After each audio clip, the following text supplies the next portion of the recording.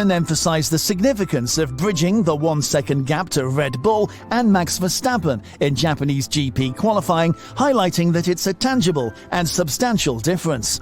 Hamilton underscored the team's imperative to make substantial progress, aiming to recoup at least half of the deficit before the next season.